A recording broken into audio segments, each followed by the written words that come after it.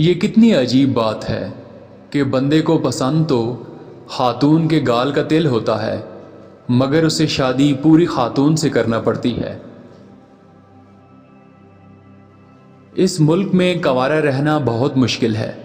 جو یہاں پیدا ہوتا ہے اس کی ہتھیلی پر شادی کی لکیر سب سے پہلے آتی ہے۔ اگر تم سوشل ہو تو لوگ شبہ کریں گے کہ لفنگے ہو، اور اگر الگ تھلگ رہے تب بھی لوگ شبہ کریں گے کہ لفنگے ہو۔ محبت نام ہے غلط فہمی کا کہ ایک لڑکی دوسری لڑکی سے مختلف ہے۔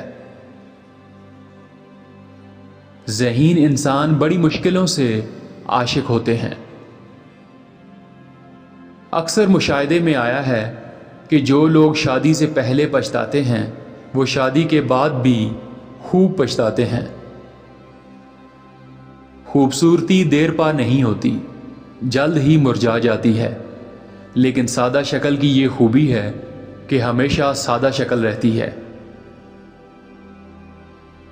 محبت کی، زبردستی کی یا ہونے والے خامند کی پسند کی، خواہ کیسی بھی ہو، سب شادیاں 2-3 سال بعد ایک جیسی ہو جاتی ہیں۔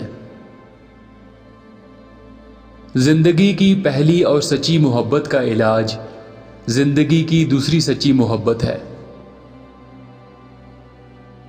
محبت بھرے لمحے پروگرام کے تحت نہیں ملتے، یہ تو ادھر ادھر سے چرانے پڑتے ہیں۔ ماہرین کا خیال ہے کہ عورتوں کو سنجیدہ مرد اس لیے پسند آتے ہیں کہ انہیں یوں ہی وہم سا ہو جاتا ہے کہ ایسے حضرات ان کی باتیں غور سے سنتے ہیں۔ یہ ہمیشہ یاد رکھیے کہ جیسے محبوب کی عمر بڑھتی جائے گی وہ اپنی امی کی طرح ہوتی جائے گی۔